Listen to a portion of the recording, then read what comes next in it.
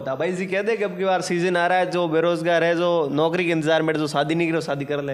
हाँ मेरे एक फ्रेंड से भाग्यश्री, वो कहती है जब तक मैं शादी नहीं करूंगी तब तक मैं सरकारी नौकरी में नहीं लगूंगी थी। उनके लिए भी कुछ बोल दीजिए। मैं लड़की मतलब सेलेक्ट करना बहुत आसान काम है, लेकिन लड़का सेलेक्ट करना बहुत मुश्किल हो गया आजकल। कैसे लड़का हूँ, एक वर्ल्ड है बेरोजगार।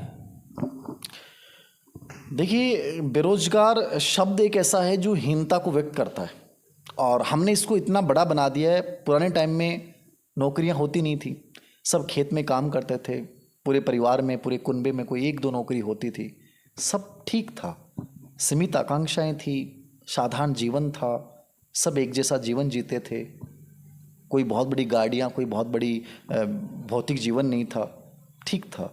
बेरोजगार शब्द आया है आधुनिक युग में।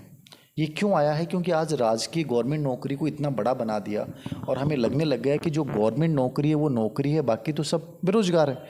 आप प्राइवेट नौकरी कर रहे हो तो भी आपको लोग बेरोजगार की नज़र से देखते हैं। तो ये नज़रिया है, याद रखना। मैं ये कहूँगा कि बेरोजगार कोई है ही नहीं, ठीक है। रियल में बेरोजगार कभी अपने आप को मानना भी नहीं चाहिए। बच्चे जो अपने आप को बेरोजगार मान रहे हैं वो उनकी निष्कर्मण्यता है। बेरोजगार क्यों हैं? हर बच्चा कुछ ना कुछ कर सकता है। आपका एक दिन बीत रहा है, आप किताबें पढ़ रहे हो, आप बेरोजगार नहीं हो, आप स्टूडेंट हो वहाँ पे। जब तक आप पुस्तकें पढ़ रहे हो आप बेरोजगार नहीं हो, आप अपना टाइम इन्वेस्ट कर रहे हो। बेरोजगार कौन है? जो गांव में बैठकर तालियां बजा रहा है, जो राजनेताओं की रैलियों में जाकर और फ्री के बिस्कुट खा के और वहाँ के रैलियों में तालियां बजा के आ जाता है, मैं मानता हूँ कि वो एक बेरोजगार हो सकता है। बाकी स्टूडेंट्स के लिए बेरोजगार शब्द यूज किया जाता है, या कोई भी व्यक्ति जो नॉर्मल अपना छोटा मोटा काम कर रहा है उसके लिए बेरोजगार शब्द यूज किया जाता है। ये एक हीनता पैदा करने का एक नज़रिया है। मैं कहता हूँ ऐसा नहीं मानना चाहिए। यदि आप 500 रुपये भी कमा रहे हैं, 200 रुपये भी कमा रहे हैं, तो बेरोजगार नहीं है। आप अपने आप को इस लेवल पे लेके जाएं और अपने अंदर से इस हीनता के भाव को दूर करिए कि मैं कुछ भी कर सकता हूँ। लोग स्टॉक मार्केट में निवेश करके बड़े बड़े अरबपति बने। वारन बफेट को हम जीवन पढ़ते हैं, साधारण व्यक्ति था।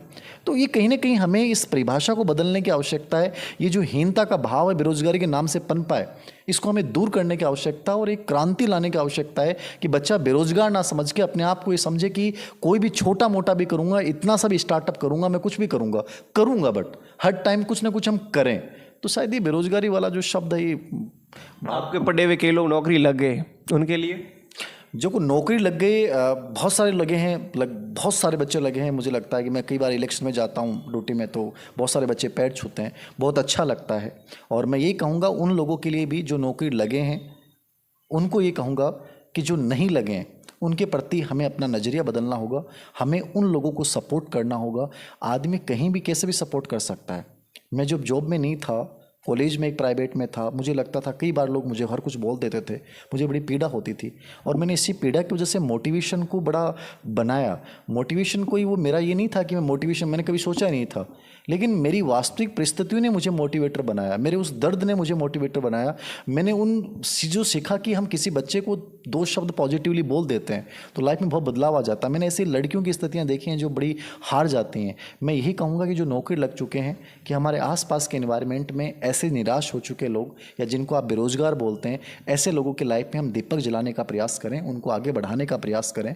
आदमी के 2 शब्द होते हैं ना, वो ज़िंदगी को बदल देते हैं। आपके 2 नेगेटिव शब्द किसी को और कमज़ोर बना देते हैं, लेकिन आपके 2 पॉजिटिव शब्द किसी की ज़िंदगी में बड़ा बदलाव ला सकते हैं। सिंह जी दाबाई जो राजस्थान के मनोविज्ञान के बहुत बड़े विद्वान हैं, और आप देख रहे हैं इनके जीवन से संबंधित, अब मैं आपको लूँगा आपके प्राइवेट जीवन से संबंधित, आप बताइए थोड़ा। कि कौन सा जीवन मेरा, मतलब अभी हाँ अभी थोड़ा।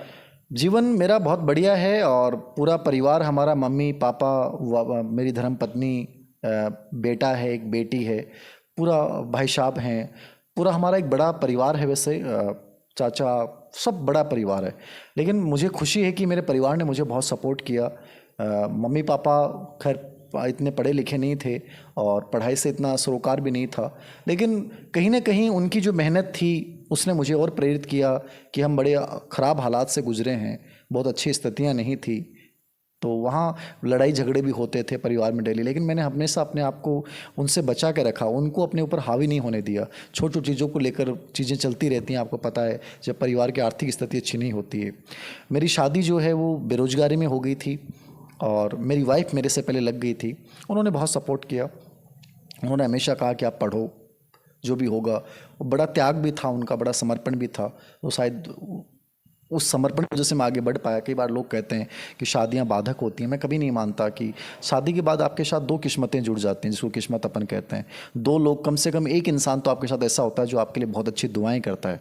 तो ये एक मेरी लाइफ में तो एक पॉजिटिव पार्ट था। और ज़िंदगी में बेटा भी हो गया था जब मैं नौकरी नहीं लगा था। तो ज़िंदगी में हर चीज़ अच्छी है। मैं तो कहता हूँ देखने का नज़रिया हमारा अच्छा होना चाहिए लाइफ में। जो व्यक्ति हमारी लाइफ में आता है हम उसका सम्मान करें, वो जैसे हमें आगे बढ़ाता है हम उसे आगे बढ़ाएं। तो मेरा परिवार, मैं बहुत खुश हूँ उससे, और वो लोग उन्होंने बहुत सपोर्ट किया है, पहले भी किया है। आज भी टाइम नहीं दे पाता हूँ क्योंकि बच्चों के लिए इतना, कभी जयपुर है, कभी ये क्लासें ऑनलाइन, सब मोटिवेशन बुक्स पढ़ना, इतना इन्वॉल्व रहता हूँ इन चीज़ों को लेकर कि उनको पूरा प्रॉपर टाइम नहीं दे पाता हूँ। लेकिन उनका एक पॉजिटिव सपोर्ट की वजह से शायद राजस्थान में इतना बड़ा परिवार में बना पाया हूँ कि मेरा परिवार केवल मेरा परिवार नहीं है, आज राजस्थान का हर बच्चा मेरे से जुड़ चुका है और वो बच्चा मेरे से उम्मीद करता है कि सर हमारे लिए कुछ बोलें, हमारी लाइफ में कुछ पॉजिटिव लाएं। तो मुझे ये सुकून फील होता है कि उनका सपोर्ट रहा, इसलिए मैं आज इतना बड़ा परिवार बना पाया कि हर बच्चा मेरे से एक सकारात्मक अपेक्षा रखता है और मैं उस अपेक्षा को पूरा करने का प्रयास करता हूँ। मेरे एक फ्रेंड से भाग्यश्री, वो कहती है जब तक मैं शादी नहीं करूंगी तब तक मैं सरकारी नौकरी में नहीं लगूंगी थी। उनके लिए भी कुछ बोल दीजिए। मैं उनके लिए नहीं, हर बच्चे के लिए, हर व्यक्ति के लिए बोलना चाहूँगा कि नौकरी बाधक नहीं है, ये आपकी शादी बाधक नहीं है नौकरी में, याद रखना। ये हमारी गलत धारणा है। बहुत सारे लोग, हमारे बैच के भी बहुत सारे बच्चे ऐसे सिलेक्ट हुए हैं। मैं खुद इसका बड़ा एग्जांपल हूँ कि मेरी नौकरी नहीं लगी थी, मेरी वाइफ की पहले लगी थी हमारी शादी के बाद, ठीक है। एक स्ट्रगल था 2.5 से 3 साल, तो इससे कोई फ़र्क नहीं पड़ता। मैं तो कहता हूँ एक सपोर्ट मिल जाता है आपको, एक साइकोलॉजिकली सपोर्ट मिल जाता है, कोई इंसान आपके साथ है।